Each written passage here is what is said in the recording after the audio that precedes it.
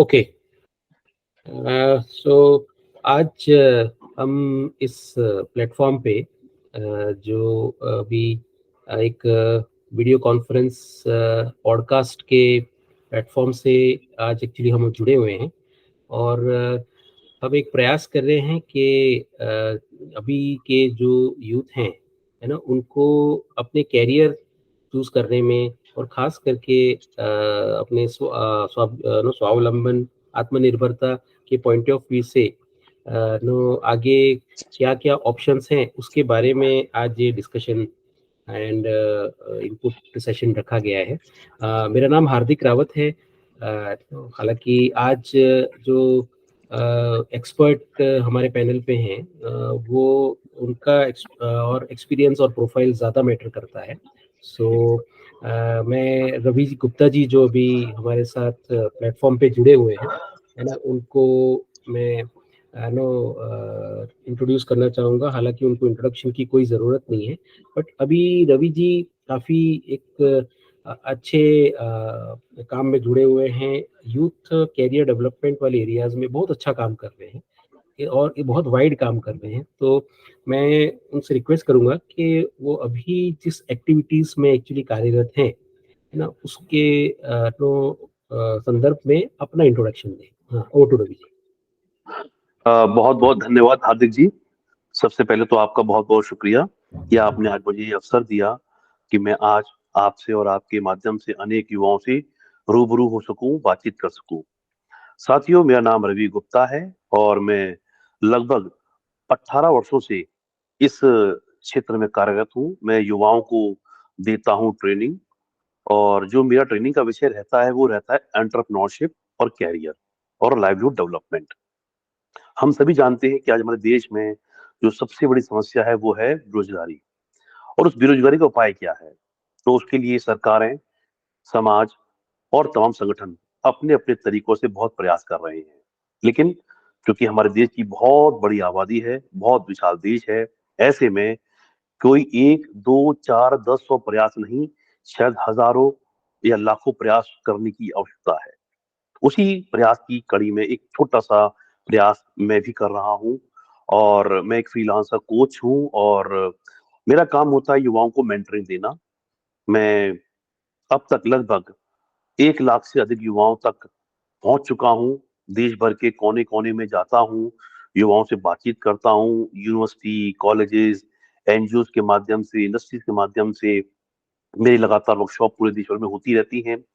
और इन वर्कशॉप के माध्यम से मैं युवाओं को एम्पावर करने का प्रयास करता हूँ। मैं युवा चाहे वो शहर में रहने वाला हो, गाँव में रहने वाला हो, बहुत पढ़ा लिखा हो, कम पढ़ा लिखा हो, हर तरह के तबके से जुड़ने का और उन तक पहुँचने का प्रयास करता हूँ। मैं जैसे मैंने बताया अपने इंट्रोडक्शन में कि मैं एज़ ए फ्रीलांसर काम कर रहा हूँ, तो मैं अनेक संस्थाओं के साथ जुड़ा हुआ हूँ जिनमें सरकार की बहुत रिनाउंड संस्थाएँ हैं, जैसे निस्बड है, एनएसआईसी है, निपसिड है, केवीआईसी है, मिनिस्ट्री ऑफ रूरल डेवलपमेंट है, ऐसी तमाम संस्थाएँ जो सरकार की इस क्षेत्र में काम कर रही हैं और एनएसडीसी है, इन सब के साथ किसी न किसी रूप में मैं जुड़ा हुआ हूँ और नियमित मैं इन लोगों के कार्यक्रमों में जाकर युवाओं से जुड़ता हूँ। इसके अलावा मुझे देश भर से तमाम यूनिवर्सिटी, कॉलेजेस लगातार बुलाते हैं सेशंस के लिए। मैं वहाँ बतौर गेस्ट फैकल्टी जाता हूँ और युवाओं से बातचीत करता हूँ और उन्हें किस प्रकार से वे स्वावलंबी बन सकते हैं, इस पर उनसे मैं बातचीत करता हूँ। हमारे कार्यक्रम में हम केवल प्रशिक्षण की बात नहीं करते हैं, हमारी भूमिका होती है कि युवाओं को अवसर किस तरह से मिलें। पहली बात होती है कि अवसर क्या है? फिर प्रश्न आता है उन अवसरों तक हम कैसे पहुँचे?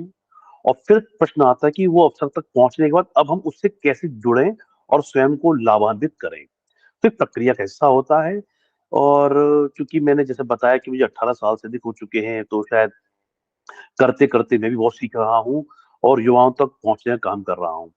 मेरी जर्नी में सुखद बात ये रही कि अब तक मैं सैकड़ों युवाओं को देश भर में उनके रोजगार को लगवाने में कहीं न कहीं एक छोटी-मोटी सही पर मेरी भूमिका रही है।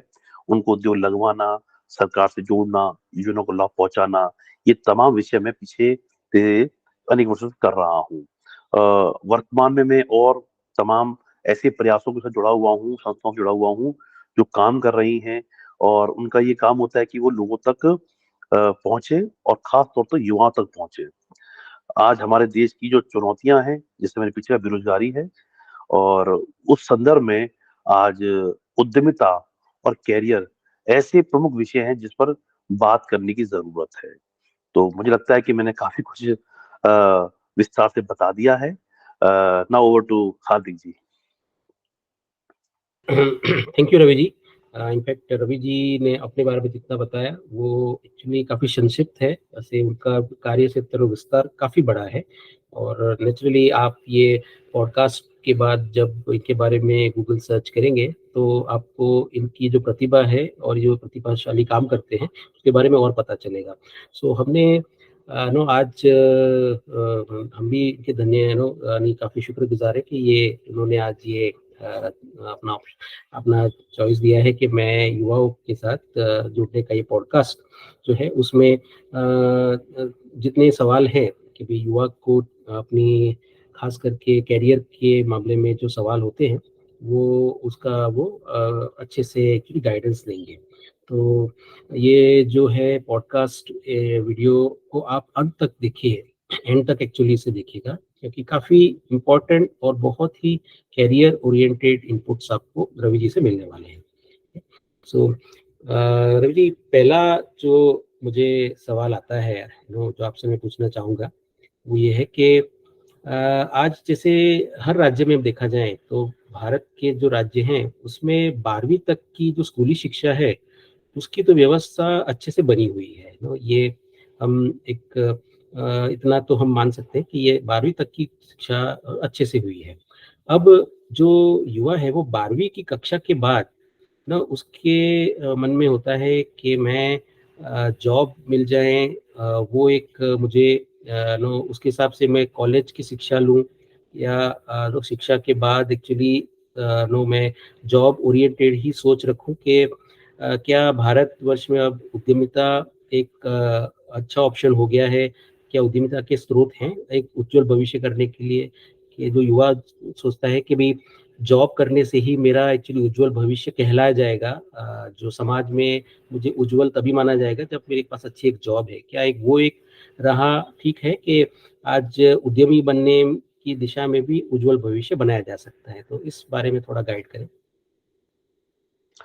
आपने बहुत ही ज्वलंत विषय पर मुझसे आज ये बात जो है शुरू की है। यकीनन आज सबसे बड़ी जो चिंता है युवाओं के मस्तिष्क में होती है कि वो कैरियर किस प्रकार बनाए अपना, और कैरियर बनाने की जो दिशा होती है वर्तमान में हम छठी, सातवीं, आठवीं से बच्चों में वो हम देखते हैं, और तब से बच्चा सोचना शुरू करता है कि 10वीं, 10वीं के बाद 12वीं, और 12वीं के बाद वो क्या करे। देखिए, आज बदलता दौर है, हम सब जानते हैं, अब हम टेक्नोलॉजी के एरा में जी रहे हैं। तो आज से 20 साल पहले, 50 साल पहले जो सोच थी, उसका आज भी बहुत ज्यादा महत्व नहीं है। हमें बदलते हालात के साथ बदलना पड़ेगा, ये बात तो तय है। अब वो प्रश्न आता है किस तरह? तो मैं यहाँ पे एक जानकारी भी देना चाहूंगा कि वर्तमान में सरकार ने राष्ट्रीय शिक्षा नीति, जिसे कई लोग नई शिक्षा नीति कहते हैं, उसको भी लागू कर दिया है देश भर में। अगर आप इस शिक्षा नीति को ध्यान से अध्ययन करें और देखें, तो अब इसमें एक विशेषता पाई जाती है, और वो यह है कि केवल एकेडमिक नहीं है अब ये एकेडमिक के साथ स्किल और एंटरप्रेन्योरशिप के साथ जोड़ दी गई है। यानी मैं हमेशा कहता हूं कि अब शिक्षा में त्रिकोण का एक सिस्टम डेवलप हुआ है।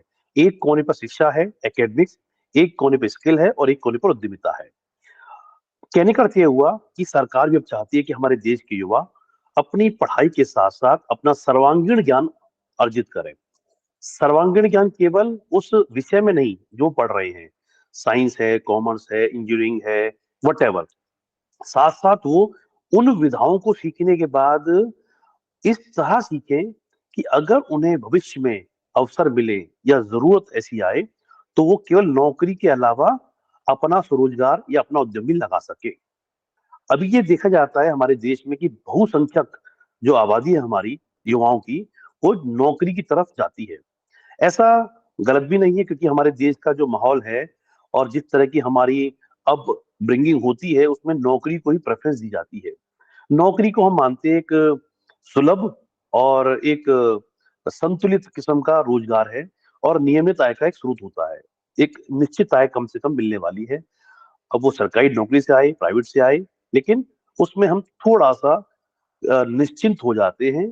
तो ये इसलिए लोगों में इसकी रुझान ज्यादा होता है कि नौकरी हम पाए। पर समय के साथ जैसे मैंने बताया कि हमारे देश की आबादी बढ़ रही है, चीजें बदल रही हैं, तकनीक का युग आ रहा है, तो अब एक असंतुलन भी आ रहा है। यानी नौकरी देने वाले और नौकरी पाने वालों में बहुत ज्यादा अंतर बढ़ रहा है। अगर आज हम देखें तो नौकरी मांगने या पाने वालों की संख्या बहुत ज्यादा है बनस्पत नौकरी देने वालों की। अब ये देने वाले कहाँ से आएंगे? स्वाभाविक सी बात है, वो हमारे बीच से ही आएंगे। तो ऐसे में अब वर्तमान में युवाओं को चाहिए कि वो अपनी पढ़ाई के साथ साथ हर क्षेत्र में अपना ज्ञान हासिल करें। इसीलिए नई शिक्षा नीति या राष्ट्रीय शिक्षा नीति में इस बात को बहुत जोर दिया गया है कि बच्चा 8वीं 9वीं से ही अब स्किल के साथ जुड़े। यानी मान लीजिए मैं पढ़ाई कर रहा हूँ 8th 9th 10th स्टैंडर्ड में, और साथ साथ मेरा अगर थोड़ा बहुत भी रुचि इलेक्ट्रॉनिक्स में है, इलेक्ट्रिकल्स में है, ऑटोमोबाइल में है, या किसी मोबाइल में रिपेयरिंग में है, या किसी आर्ट में है, तो अगर मुझे उसका स्किल उसी दौरान साथ साथ दे दिया जाए तो धीरे धीरे वो एक स्किल मेरी पढ़ाई के साथ मुझे आत्मनिर्भर बनने में आगे मदद करेगी। यानी अगर जब मैं पढ़ाई पूरी करूंगा तो पढ़ाई के बाद नौकरी मिला, बहुत अच्छी बात है। नहीं मिला तो मैं तैयार हो चुका हूंगा एक स्किल के साथ, और वो स्किल जो मुझे रोजगार से जोड़ देगी, और मैं अपने दम पर अपना छोटा मोटा व्यवसाय कार्यक्रम शुरू कर सकता हूँ। अगर इसको हम उल्टा करें, अगर मान लीजिए स्किल नहीं दी जाती उस दौरान, 10वीं तक, 12वीं तक, कॉलेज तक, और किसी वजह से आपको नौकरी नहीं मिली, छूट गई, तब आप उस दबाव में जब आप उद्योग लगाते हैं तो उस वक्त आपको ना तो स्किल होती है आपके पास, ना कोई समझ होती। और उस प्रेशर के साथ जब आप इसको जोड़ लेते हैं तो बाजार का दबाव झेल पाना बहुत आसान नहीं होता है, हम देखते हैं। इसलिए मैं अपने युवाओं को ये बात विशेष तौर पे कहना चाहूंगा, ये लर्निंग एज है, उस लर्निंग एज में आपके लिए सबसे महत्वपूर्ण है कि आप अब अपनी रुचि के हिसाब से किसी ना किसी स्किल को अपना मित्र बनाइए। हर व्यक्ति में कोई ना कोई रुचि होती है, उस रुचि के हिसाब से कोई स्किल को आप चुन लीजिए। और अच्छी बात ये अब स्कूल और कॉलेज स्तर पर ये जुड़ गया है, करिकुलम का हिस्सा बन चुका है, और बल्कि इसके आपको नंबर्स, पॉइंट्स दिए जाते हैं। तो ऐसा नहीं कि केवल ये एडिशनल कोई आपको चीजें करनी है, नहीं, इसका आपको एडिशनल वैल्यू पॉइंट्स के साथ आपके मार्क्स के साथ भी अब जोड़ दिया गया है। तो इसलिए एक तरह से मैं कहूँगा करना अनिवार्य भी हो गया है, और हमारे लिए बहुत अच्छी बात है। तो युवा अब इस तरह से प्लानिंग करे। देखिए, मैं यहाँ पर एक, जैसे चूंकि मेरे बारे में बताया गया कि मैं कैरियर पर बहुत फोकस करता हूँ, तो मैं एक बात युवाओं को यहाँ कहना चाहूंगा। देखिए, हमारे पास कैरियर बनाने के 4 विकल्प होते हैं। पहला विकल्प होता है नौकरी। नौकरी में सरकारी और प्राइवेट।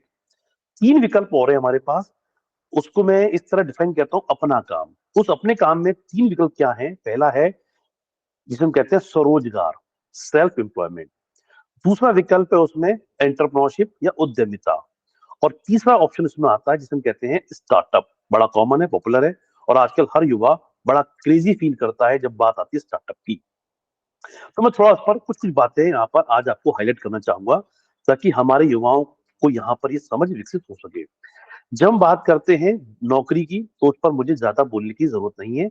हम सब जानते हैं, हम देश में जब जब जहां जहां सरकारी नौकरियां निकलती हैं, चाहे केंद्र पर या राज्य स्तर पर, लोग अपनी तरीके से ट्राई करते हैं। मिलती है, नहीं मिलती है, वो सेकेंडरी विषय है। या फिर आप प्राइवेट नौकरी की तरफ जाते हैं, प्राइवेट में भी कॉर्पोरेट जॉब्स भी होती हैं, और इंडस्ट्री में जॉब्स भी होती हैं, या छोटे मोटे संस्थाएं, कंपनियां, या बहुत सी ऐसी चीजें जहां पर कम लोग काम करते हैं, वहां भी नौकरी की संभावना होती है। वो हमारे देश में अवसर लगातार बने रहते हैं। तो 3 अवसर हैं। अपना काम, उस पर मेरा थोड़ा फोकस रहेगा, और मैं चाहूंगा कि आप ध्यान से इस बात को थोड़ा सा सुने। पहला है स्वरोजगार। स्वरोजगार क्या? स्वरोजगार का अर्थ होता है जब आप अपने आप को रोजगार देने की बात करते हैं, यानी स्वयं को रोजगार देना स्वरोजगार कहलाता है।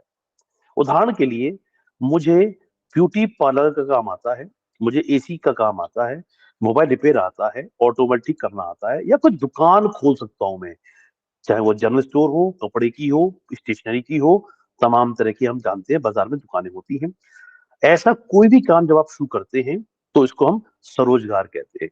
आमतौर पर स्वरोजगार 10-20 हजार रुपए से लेकर 10 लाख की रेंज में हो जाता है। जब हम स्कीमों पे बात करेंगे आगे तो उसमें मैं इसको और क्लियर कर दूंगा। तो अमूमन 10-20 हजार रुपए से लेकर 10 लाख तक जब आप इन्वेस्टमेंट, क्योंकि इसमें इन्वेस्टमेंट भी कम होती है, यानी कम लागत में आप अपना काम शुरू कर सकते हैं। उदाहरण के लिए दुकान खोलनी है तो कोई भी दुकान आप खोलिए, लाख, 2 लाख, 4 लाख, 5 लाख और बहुत ज्यादा 10 लाख में आप दुकान खोल सकते हैं। अगर आप मान लीजिए एसी का काम करना जानते हैं तो आपने एक एसी का टूल बॉक्स लेना है, अपना एक बाइक है, एक साथ में लड़का रख लिया आपने, और आप घर घर जाकर जरूरत के हिसाब से सेवाएं दे रही हैं। जो प्लम्बर करता है, इलेक्ट्रिशियन करता है, तमाम लोग करते हैं। तो इन सब में पाएंगे कि लागत बहुत कम है और ये पूरी तरह से मेरी स्किल पर आधारित होता है। यहाँ पर लोग अपने दम पर रोजाना 1000, 2000, 500, 1500 जैसा जिसका जहां होता है, नियमित वो आमदनी कर लेते हैं। तो इसे हम कहते हैं स्वरोजगार। अभी मैं आपको एक बड़ा इंटरेस्टिंग फैक्ट देता हूँ। जब मैंने कहा 10-20 हजार रुपए से लेकर 10 लाख, तो कई लोगों को आया हुआ 10-20 हजार में भी स्वरोजगार हो जाता है। तो मैं बताना चाहूंगा यहाँ पर 10-20 छोड़िए, 2-3 हजार से भी स्वरोजगार शुरुआत हो जाती है। आप देखिए, ज्यादा दूर जाने की जरूरत नहीं है आपको। हिंदुस्तान में, भारत में एक ऐसा कुछ सालों पहले स्वरोजगार आया जिसने क्रांति ला दी। क्रांति के संदर्भ में मैं कहता हूं कि इससे लाखों लोगों को रोजगार मिल गया घर बैठे। वो क्या था? आप देखिए, वो है मोमोज। अब आप देखिए, मोमोज जो बेचने वाला व्यक्ति होता है, महिला या पुरुष, आज कितनी तादाद में, संख्या में पूरे देश भर में अब ये लोग अपना काम कर रहे हैं।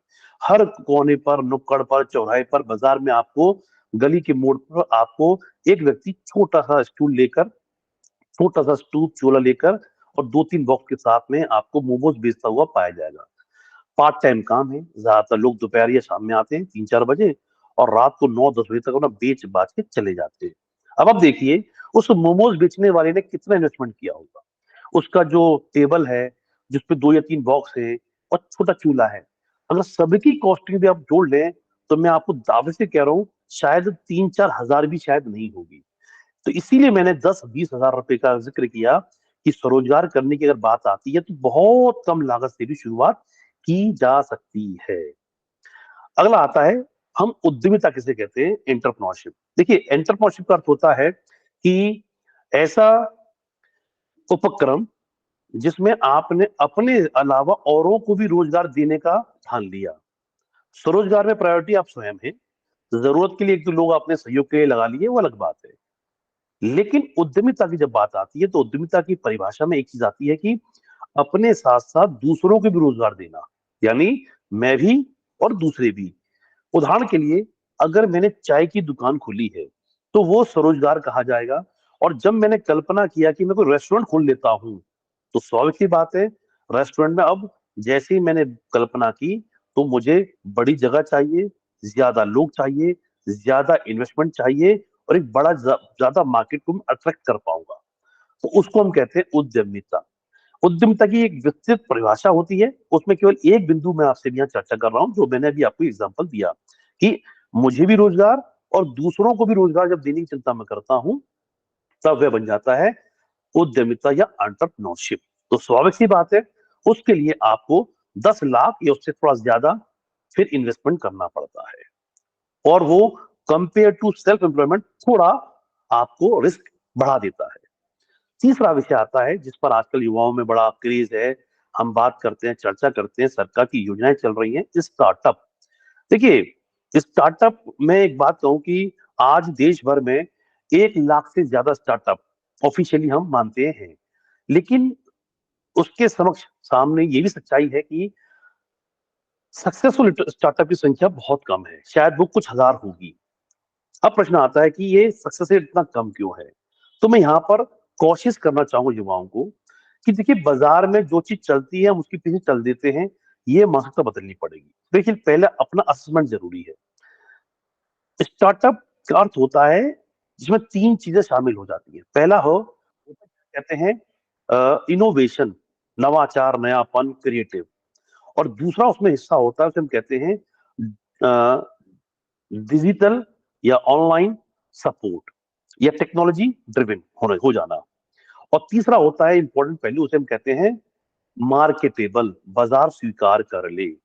अगर मैं इसको उदाहरण से समझाना चाहूं तो इसको ऐसे कहूंगा, देश भर में टैक्सियां पहले भी चलती थी, लोग अपना ऑटो गाड़ी सब चलाया करते थे। लेकिन एक युवा के दिमाग में आइडिया आया, और आइडिया ये आया कि उसने एक मोबाइल ऐप बनाया और उस ऐप को एक ड्राइवर को दिया और एक कस्टमर को प्रोवाइड करा दिया। अब जैसे ही ऐसा ऐप आया, अब आप देखिए कितना बड़ा परिवर्तन आ गया। जो पहले आप टैक्सी के लिए पहले बाहर जाते थे, बुक करके आते थे, बात करके आते थे, अब अपने घर पर बैठकर अपने कंफर्ट से किसी भी समय आप उस टैक्सी को बुक कर सकते हैं।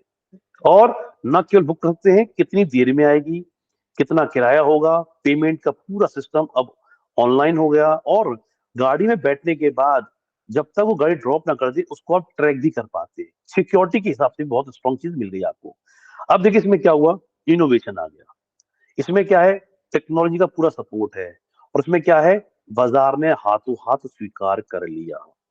अब मैं इसको फिर से अगर रिफ्रेश करूं तो इस तरह कहूंगा, मैं एक टैक्सी ली और चला रहा हूं स्वयं में, तो मैं स्वरोजगार कर रहा हूं। मैं एक टैक्सी के बाद 4-5 टैक्सी और डाल ली, एक को खुद चलाता हूं, 3-4 को मैंने किसी और को चलवाना शुरू कर दिया, तो कहीं ना कहीं इसको मैं उद्यमिता से जोड़ सकता हूं। लेकिन जैसे ही मैंने उसको ऐप बनाया, और ऐप बनाकर एक कस्टमर को दिया, एक ड्राइवर को दिया, और एक पूरा सिस्टम क्रिएट कर दिया, अब ये आपका स्टार्टअप बन गया। ये जो चीजें हैं, अंतर के साथ जो मैंने बताने का प्रयास किया, तो मैं समझता हूं कि इससे आपको ये क्लियरिटी आई होगी।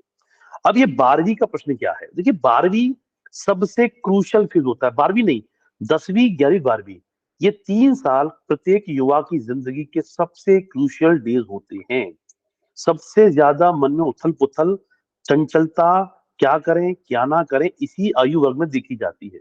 और मैं तो अक्सर कहता हूं अपने कार्यक्रमों में, जो इन 3 सालों को अच्छे से जी लेता है वह सफल हो जाता है। इसलिए इस समय आपको प्रॉपर काउंसलिंग की जरूरत है हमारे युवाओं को, क्योंकि ये फैसला कर पाना मुश्किल है कि कौन सा रोजगार हमारे लिए बेहतर है। हम तो ज्यादातर आज जो वर्तमान में चीजें प्रचलित हैं, पॉपुलर हैं, हम उसकी तरफ भागते हैं। गलत नहीं है ऐसा कहना और ऐसा करना, बिल्कुल नहीं। लेकिन जब हम चयन करते हैं तो इस बात का ध्यान रखें कि इसकी लॉन्जिविटी और इसकी मेरे साथ सूटेबिलिटी कितनी होने वाली है।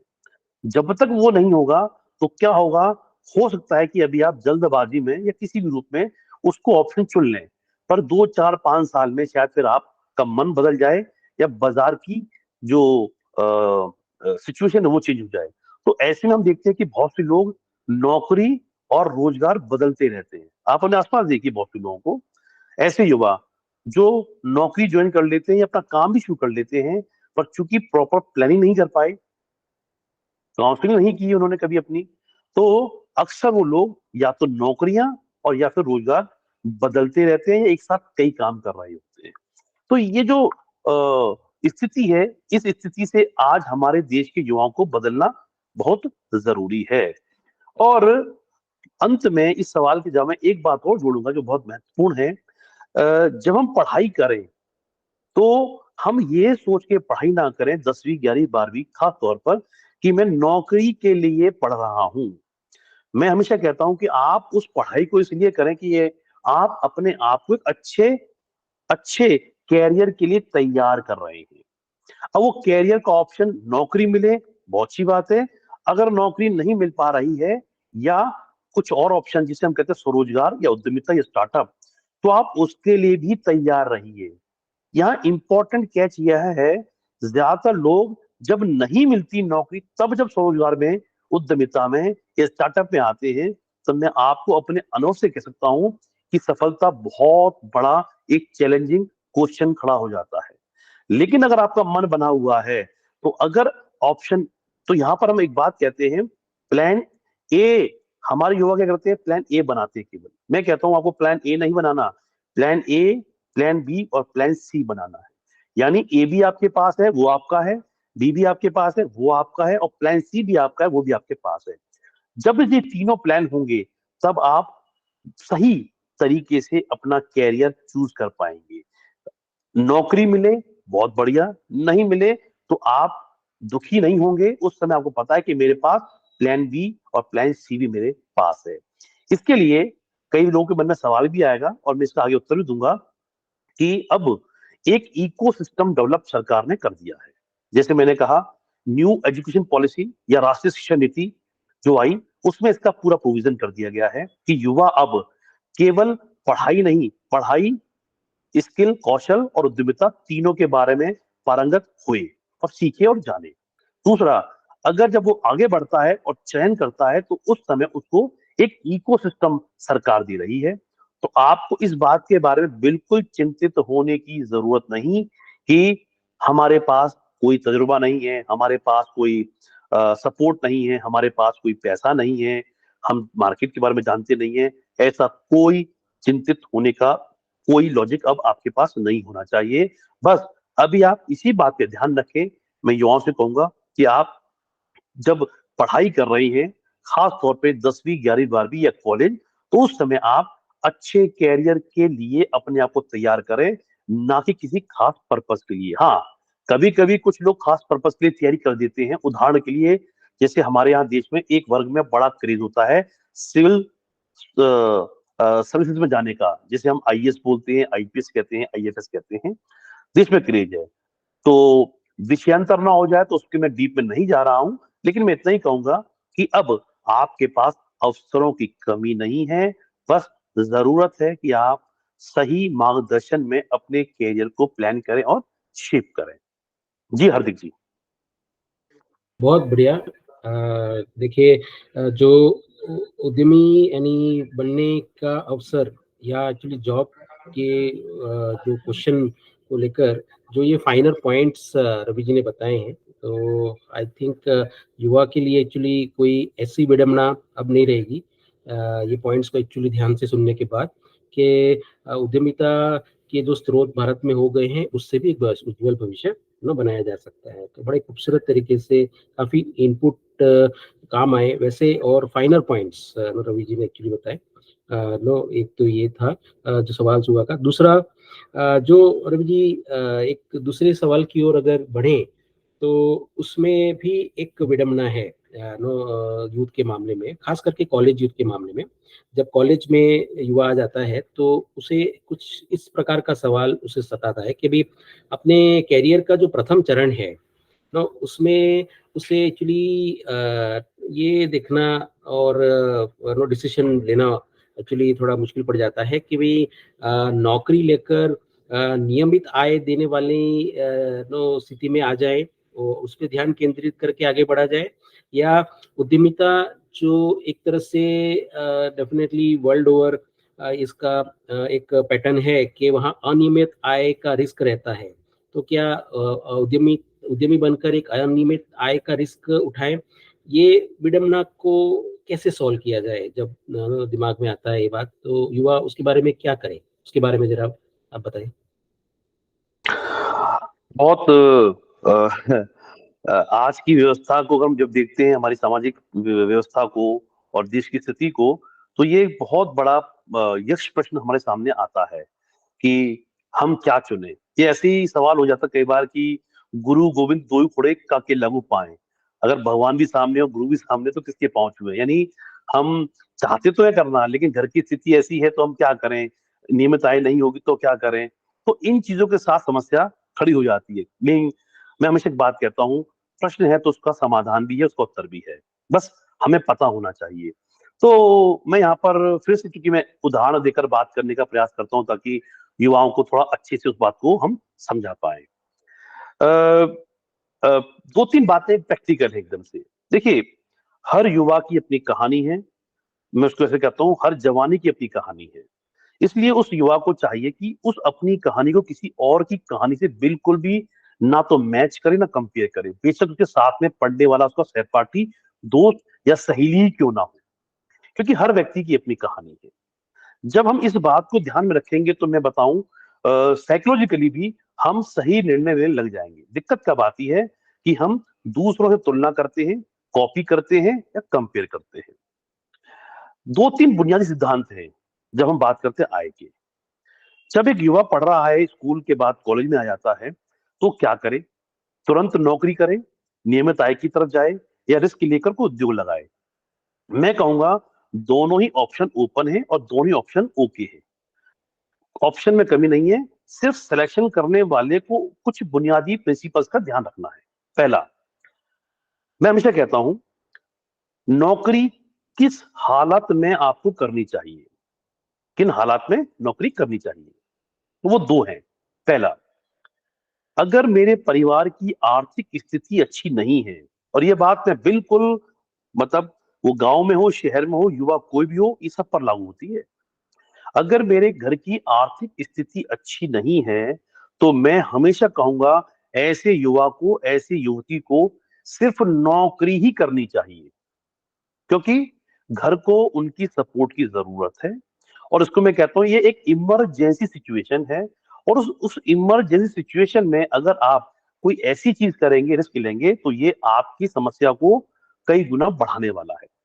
देखिए, बुद्धि से काम करने में और बेवकूफी से काम करने में बहुत बड़ा अंतर नहीं होता है।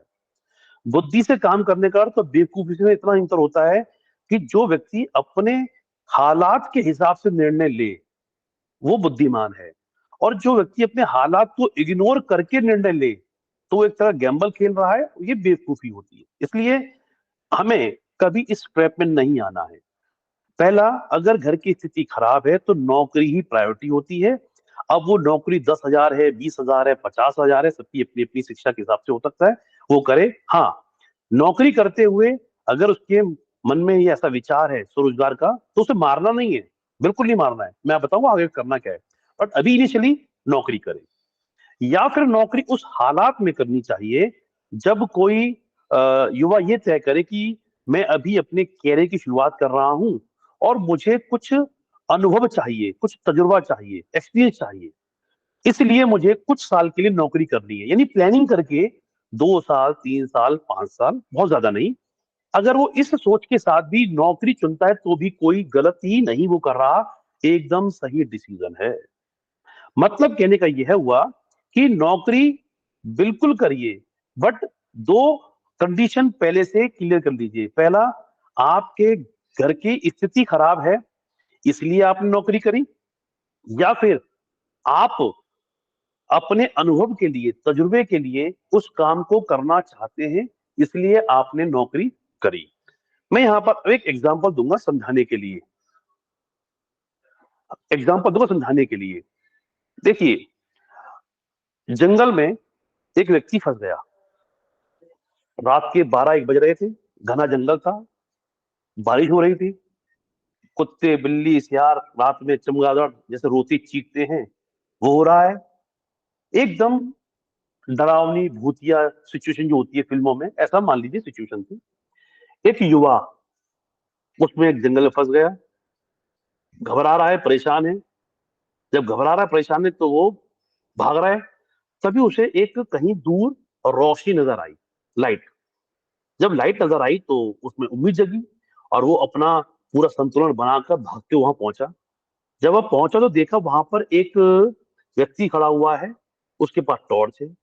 उसको देखकर उसे हिम्मत आई, बोला भाई साहब आप मिलके बहुत अच्छा हुआ, मैं बड़ा घबरा रहा था, जंगल है, बारिश हो रही है, और मुझे समझ नहीं आ रहा, मुझे आप हेल्प कीजिए।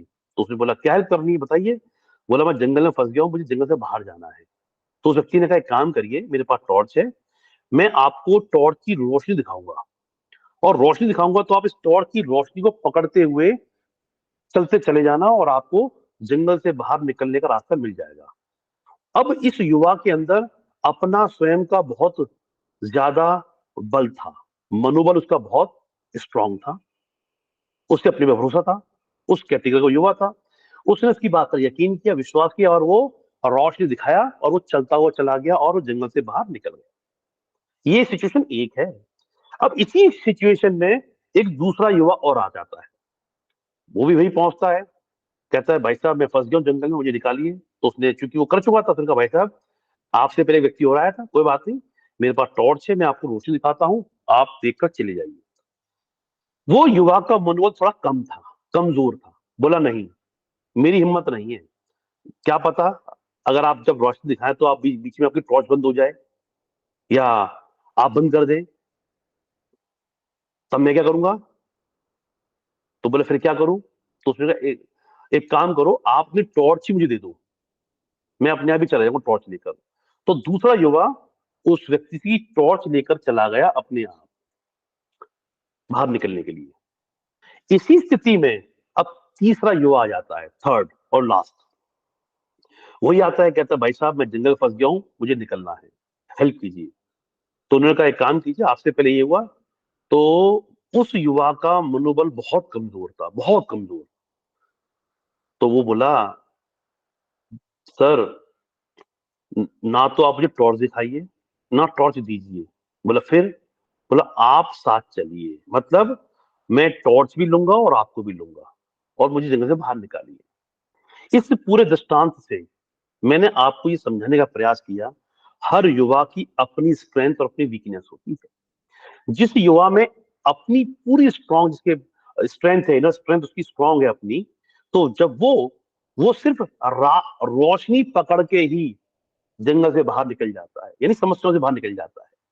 जिसमें थोड़ा कम होता है वो टॉर्च के साथ जाता है, कुछ सपोर्ट सिस्टम लेके जाता है। और जिसमें बिल्कुल भी ताकत नहीं होती, वो रोशनी भी, टॉर्च भी, और टॉर्च वाले को भी लेके साथ जाता है। कहने का अर्थ यह है दोस्तों, हालात सबके लिए समान है, एक जैसे हैं, पर उस एक जैसे समान हालात में तीन लोगों ने अलग अलग तरीके से रिस्पॉन्स दिया। यही स्थिति अब मैं जॉब और उद्यमिता में आपको कहना चाहूंगा कि आप जॉब करें, स्वरोजगार करें, उद्यमिता करें, स्टार्टअप करें, ये आप तय करेंगे, क्योंकि आपका जो इनर लेवल ऑफ कॉन्फिडेंस है ये उस पर निर्भर करता है। ये बाजार पर नहीं निर्भर करता, बिल्कुल नहीं, ये आप पर निर्भर करता है। इस उदाहरण से मैंने इस बात को स्पष्ट करने का एकदम प्रयास किया, और मैं समझता हूं कि आपको जो मैं कहना चाह रहा था वो पॉइंट क्लियर हुआ होगा। इसलिए निर्णय आप कीजिए, प्लानिंग आप कीजिए, उस प्लानिंग के बाद उसको इंप्लीमेंट कीजिए। अगर आपने प्लानिंग के साथ कैरियर बनाया तो आपकी सफलता तय है। लेकिन अगर आपने बिना प्लानिंग के, बिना कैलकुलेशन के रिस्क लिया तो वो अनिश्चित है, वो तुक्का है। उसके लिए फिर जिम्मेदार कोई और नहीं है आपके अलावा। तो मैं यहाँ ये बात कहना चाहूंगा कि हम देखते हैं देश में युवाओं में इस बात को लेकर बहुत कंफ्यूजन कॉलेज की पढ़ाई के बाद खास तौर पर रहता है, नौकरी करूं, अपना काम करूं, किस।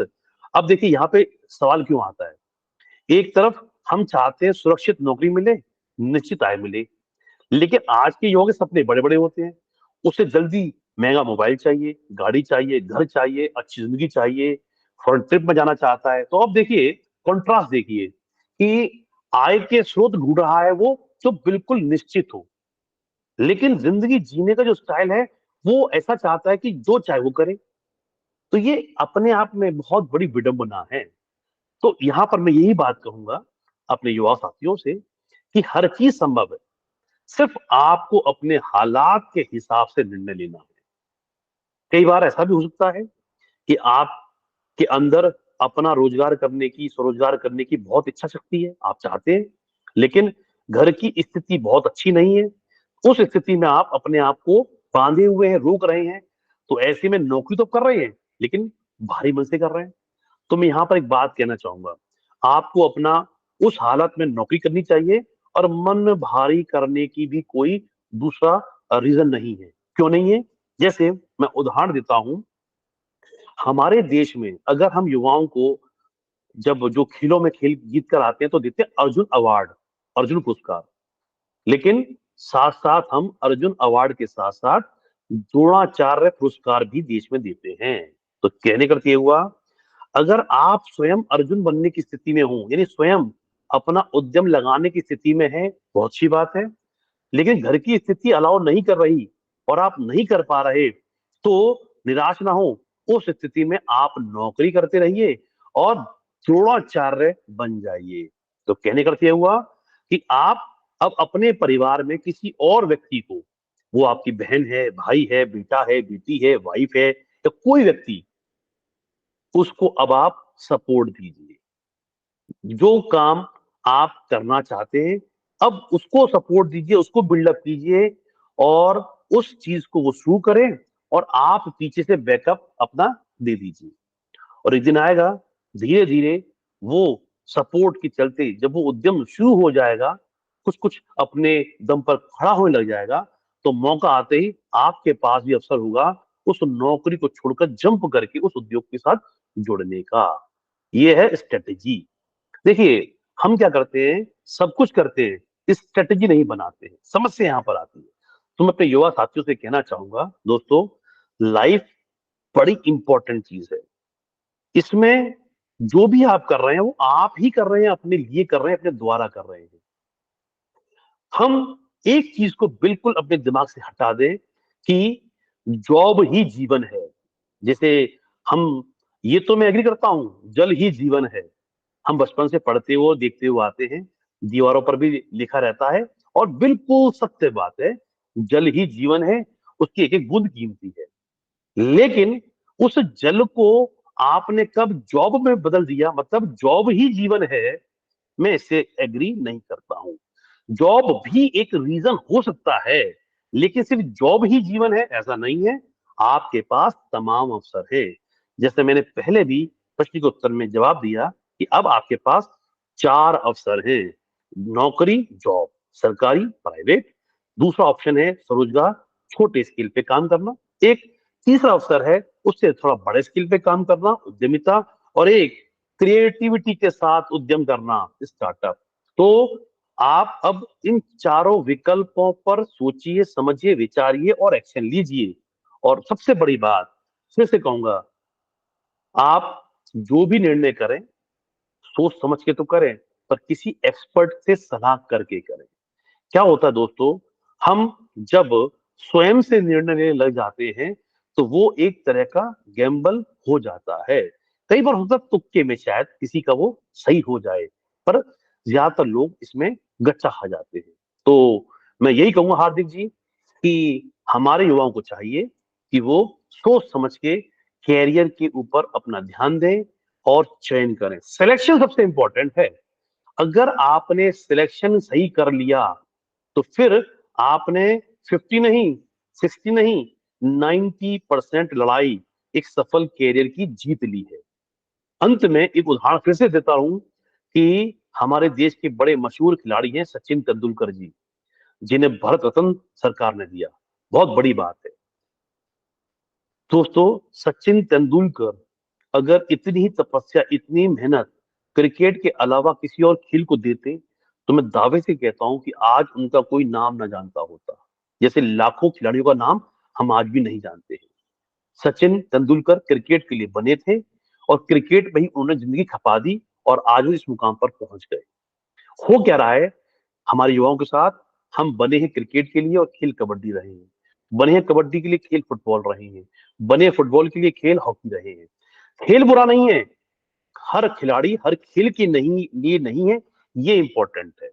तो जो मैंने पीछे कहा कि सिलेक्शन सबसे महत्वपूर्ण है, हम जल्दबाजी में ना करें, और कॉपी और कंपेयर इससे बिल्कुल बचें। मेरा खास दोस्त, मेरी खास सहेली जो करे, वे घर में लोग ये करते हैं, ऐसा नहीं।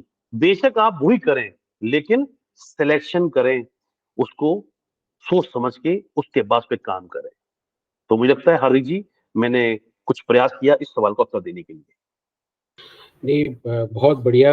आई थिंक जिस तरीके से ना दोस्तों, रवि जी ने इस जो सबसे बड़ी विडंबना जो कॉलेज यूथ को होती है, नौकरी वर्सेस अन्य नो उद्यमिता, दोनों के अलग अलग फैक्टर्स हैं, उसको अगर आपने ये पॉइंट्स जो उन्होंने बताए हैं उसको अगर ध्यान से एक बार, दो बार, तीन बार अगर आप सुने फिर से, तो आपको, मुझे नहीं लगता इससे ज़्यादा एग्जॉस्टिव जो है गाइडेंस मिल सकती है कहीं।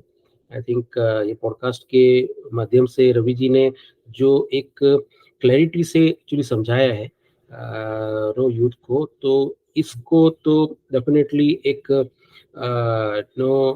ऐसा अवसर देना चाहिए पॉडकास्ट को कि इसे बार बार आप रेफर करें जब भी विडम्बना हो या लगे कि निर्णय नहीं ले सकते।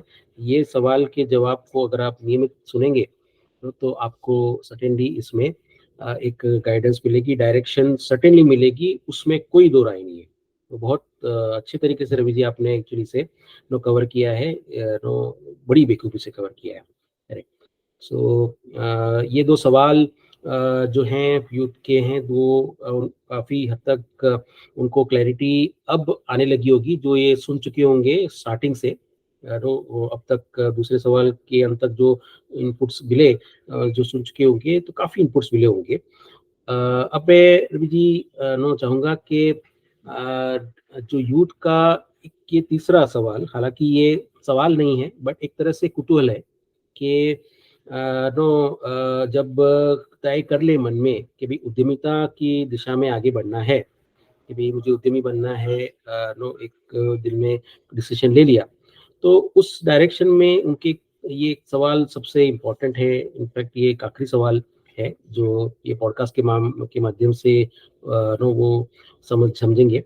अब ये सवाल ये है कि उद्यमिता के विकास और खास करके आर्थिक सहाय के लिए, उद्यमी को जो आर्थिक सहाय चाहिए, उस मामले में भारत सरकार और जो भारतीय बैंक्स हैं, तो उन्होंने कॉलेज यूथ को ध्यान में रखते हुए क्या कुछ एक्चुअली योजनाएं बनाई हुई हैं? अगर बनाई हैं तो वो क्या योजनाएं हैं, उसके बारे में थोड़ा गाइडेंस यूथ को दे, तो उनको उद्यमिता में आर्थिक सहाय लेने में आसानी हो। हाँ, ये भी चूंकि जुड़ा हुआ प्रश्न है, तो हम जिस तरह से बात कर रहे हैं स्टेप बाय स्टेप, तो पहले स्टेप पर एक प्रश्न था, फिर दूसरा स्टेप हमने पार किया और ये हमारा तीसरा स्टेप आ गया। बिल्कुल सही सवाल आपने किया। देखिए, जैसे मैंने पीछे इसका जिक्र भी किया था कि अब एक इकोसिस्टम डेवलप हो चुका है और हो रहा है लगातार, तो उसी को हम यहाँ पर अब आपसे डिस्कस करेंगे। ये क्या है? केवल उद्यम लगाने की कल्पना से कुछ नहीं होगा, उस कल्पना के साथ में अब सरकार, हमारा जो समाज किस तरह हमें उसमें मदद दे रहा है, उस पर भी हमें थोड़ा सा चिंतन मनन करना चाहिए, क्योंकि इससे युवाओं को थोड़ा सा और क्लैरिटी मिलेगी और वो सही निर्णय ले पाएंगे। देखिए, किसी भी उद्योग को करने के लिए 6 M चाहिए, 6 M। जो बच्चे हमारे मैनेजमेंट के स्टूडेंट है वो समझते हैं 6 M क्या है। पहला M है man. Man, man power, team, partner. दूसरा M आता है मनी, पैसा, जो आपके प्रश्न से जुड़ा हुआ है। तीसरा M आता है मार्केट, बाजार, बाजार की समझ। चौथा M आता है जिसे हम कहते हैं मेथड, तरीका, आपके व्यवसाय करने का, उद्योग करने का तरीका। और उसके बाद आता है पांचवा मॉडल, आपका बिजनेस मॉडल क्या है। देखिए, उद्योग शुरू करना एक प्रश्न है, पर पैसा कमाना दूसरा प्रश्न है। पैसा हमेशा आप कमाते हैं अपने बिजनेस मॉडल से। तो यहां पर एक बुनियादी अंतर मैं चाहूंगा युवाओं को कि वो समझ लें, पैसा बिजनेस से नहीं आता है, पैसा बिजनेस मॉडल से आता है। और छठा M है जिसे हम कहते हैं मेंटोर, वो व्यक्ति जो आपका मार्गदर्शक है, जो आपको गाइड है, जो आपको सपोर्ट करेगा आपके उद्योग में। ये 6 जिस व्यक्ति के पास है, या वो खोज ले या पाले या उसकी व्यवस्था कर ले, उसकी सफलता सुनिश्चित है। उसमें फिर कोई इफ एंड बट नहीं आता है। हमारे देश में क्या होता है कि हम जल्दबाजी में उद्योग लगाते हैं, काम का चयन करते हैं, किस धंधे प्रॉफिट ज्यादा आता है, ये तमाम एक ट्रेडिशनली चीजें चली आ रही थी, उसके आधार पर हम लोग काम करते हैं। फिर होता क्या है, 100 लोग करते हैं, 10-20 चल जाते हैं, 30-40 स्ट्रगल करते रहते हैं और 30-40 फेल होकर वापस बाहर आ जाते हैं, ये धंधा चेंज कर लेते हैं। एक ये मोटा मोटा सिद्धांत देश भर में चला हुआ आ रहा है।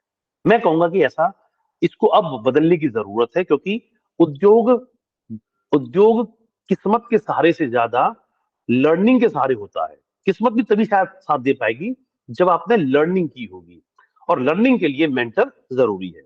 तो मैंने जैसे पीछे कहा कि 6 M चाहिए, उसमें दूसरा M है मनी, पैसा चाहिए। देखिए, इस बात को सभी हमारे सुनने वाले ध्यान रखें, आपकी जेब में पैसा हो या ना हो, ये बहुत महत्वपूर्ण नहीं है। मैं फिर से बोलूंगा, आपकी जेब में पैसा हो या ना हो, यह बहुत महत्वपूर्ण नहीं है। आप पैसा कमाने की कला या स्किल या कौशल जानते हैं, ये महत्वपूर्ण है। तो ध्यान लगाना है पैसा कमाने की कला पर। कई लोग कहते हैं हमारे पास पैसा नहीं है, तो अब देखिए, मैं बड़ी बात नहीं कर रहा, अपने आसपास देखिए, बड़े बड़े नाम सुने आप लोगों ने, जितने भी बड़े बड़े उद्योगपति हुए भारत में, आपने कहानी पढ़ी है। एमडीएच की जो मालिक थे माशिया जी, उनकी कहानी पढ़ी है।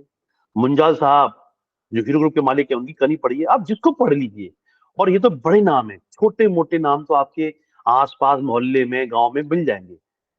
तो उनके पास पैसा नहीं था, ये आपने पढ़ा है अच्छे से।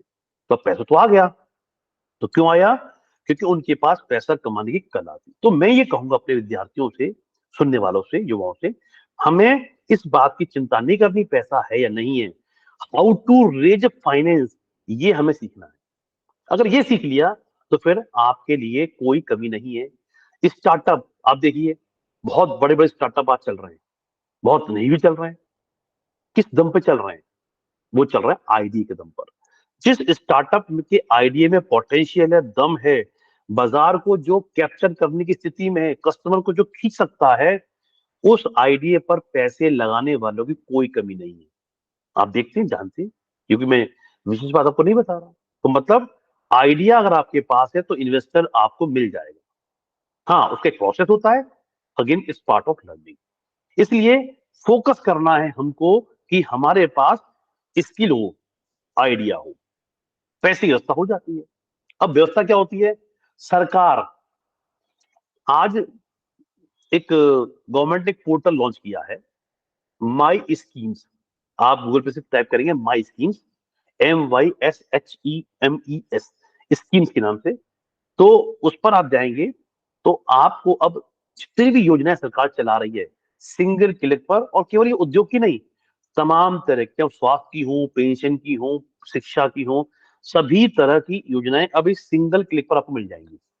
और आप फिल्टर लगाइए, और आपके पसंद की, आपके मतलब की योजना आपको एक क्लिक पर होंगी, और फिर आप उनको अप्लाई कर सकते हैं। तो ये जानकारी तो मैंने आपको ये दे दी यहाँ पर। अब कितनी योजनाएं उद्योग के लिए हैं, अपने काम के लिए, तो इनकी संख्या तो सैकड़ों में है, क्योंकि केवल केंद्र नहीं, हर राज्य की अपनी योजनाएं होती है।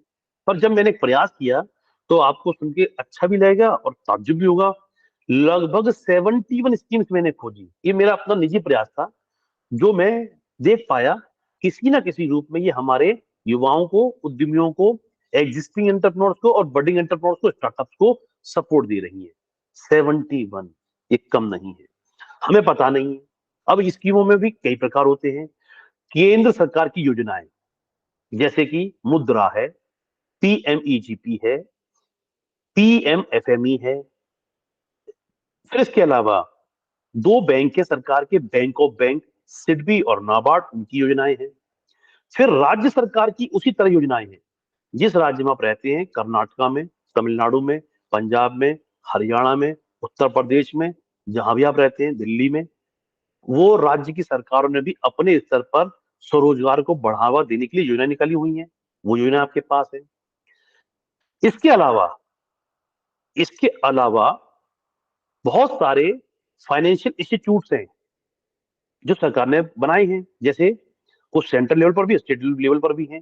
जैसे एक नाम देता हूं मैं आपको, NBCFDC, national backward caste financial development corporation, national सफाई कर्मचारी financial development corporation, national scheduled tribe financial development corporation, ऐसे तमाम नाम। ये क्या है? ये भी आप उस वर्ग से जुड़े लोगों को सरकार की योजनाओं का लाभ दे रहे हैं, लोन दे रहे हैं, सब्सिडी दे रहे हैं, इंसेंटिव दे रहे हैं।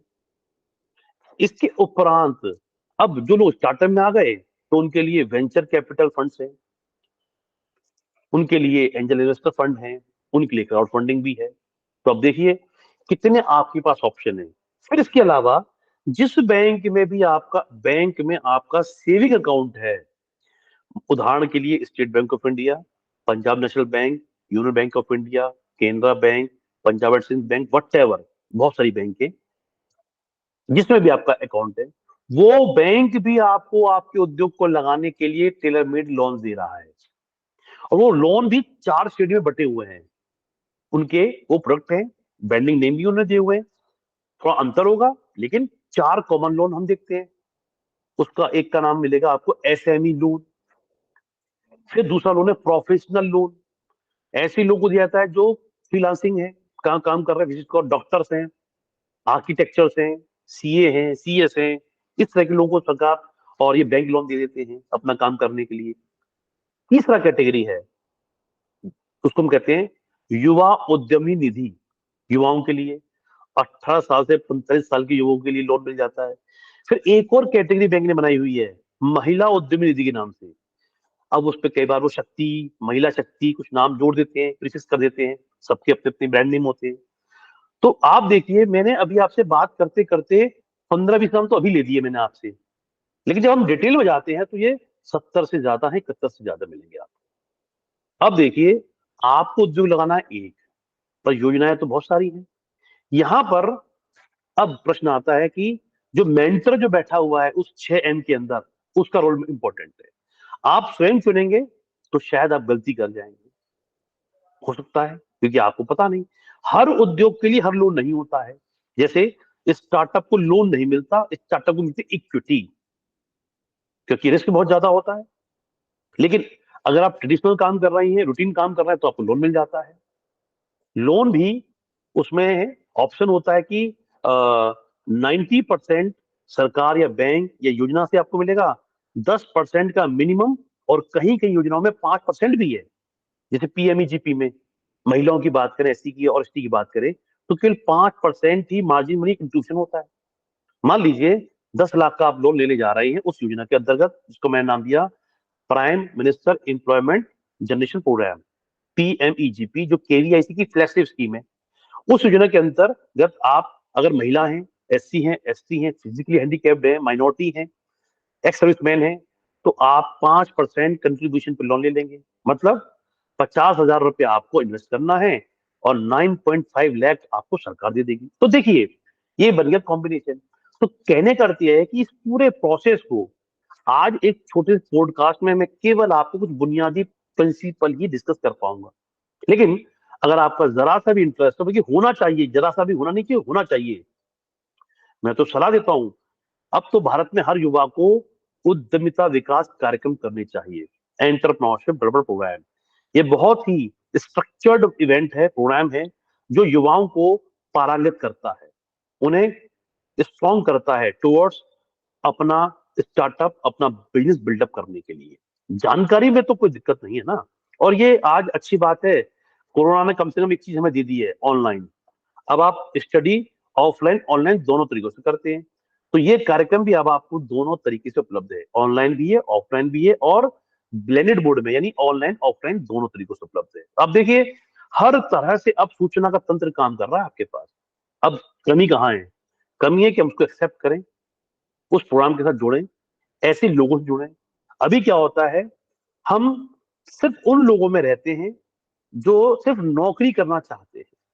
मैं एक बात कहता हूं, अब आप अपने सर्किल में ऐसे लोगों को भी जोड़िए जो सिर्फ नौकरी नहीं, और चीजों के लिए भी इंटरेस्टेड है, प्रयास कर रहे हैं, यानी अपना काम करने के लिए प्रयास कर रहे हैं। एक अच्छा सर्किल तभी कंप्लीट होता है। एक ही तरह के लोगों में रहेंगे तो एक ही तरह की मानसिकता बनेगी, एक ही तरह का विचार आएगा, और एक ही तरीके से गलती भी वही करेंगे। मैं इसको ऐसे बोलता हूँ कई बार कि मान लो किसी क्लास में एग्जाम चल रहा हो और किसी बच्चे ने नकल कोई कर ले, पीछे वाला बच्चा बैठा हुआ, उसकी नकल पीछे वाला कर ले, मालूम पड़ा सबने एक दूसरे की नकल कर ली, तो आप सोचिए नंबर क्या आएंगे? नंबर तो वही आएंगे। कोई टीचर जो चेक करेगा तो वो पकड़ लेगा ये तो सबने कॉपी कर रखा है। तो मैं यही कहता हूं, हर आइडिया दूसरे आइडिया से अलग है, भिन्न है। हर व्यक्ति एक से दूसरे से भिन्न है। सबकी अपनी कहानी है, जो मैंने पीछे भी कहा, हर जवानी की अपनी कहानी है। दोस्तों, आज अवसर की कमी नहीं है, सिर्फ कमी है जानकारी की। आज युवा एक गलती और करता है। वो गलती क्या है? गलती यह है कि अब आपको लगता है कि सब कुछ यूट्यूब पर और गूगल पर अवेलेबल है। बिल्कुल अवेलेबल है, बहुत बेहतरीन अवेलेबल है, नो डाउट। लेकिन एक बात मेरे दोस्तों, साथियों, युवा भाइयों बहनों, याद रखिए, गूगल पर सब कुछ है, यूट्यूब पर सब कुछ है, बस एक चीज नहीं है, और वो क्या है? सही गलत का अंतर। आपको नहीं पता कौन सा वीडियो, कौन सी जानकारी एक्चुअली वैलिड है या सही है। वो तो जानकारी है, अपलोडेड है। इसलिए ये जो अंतर है, ये आपको उद्यमिता विकास कार्यक्रम, एंटरप्रेन्योरशिप डेवलपमेंट प्रोग्राम, या शॉर्ट में कहते हैं ईडीपी, ये उसमें आपको मदद देता है। सरकार के बहुत से संस्थान कर रहे हैं, बहुत से कॉलेज कर रहे हैं, बहुत सी यूनिवर्सिटीज कर रही हैं, बहुत से प्राइवेट प्लेयर्स कर रहे हैं। आपको जहां अच्छा लगे, जहां समझ में आए, आप जुड़िए, जानकारी लीजिए, पर कार्यक्रम कीजिए। उद्योग सीख कर करने का विषय है। कभी भी एक गलती ना करें कि मेरे पिताजी का उद्योग था तो मैं जुड़ गया, इसलिए कर रहा हूं, ये भी गलत तरीका है।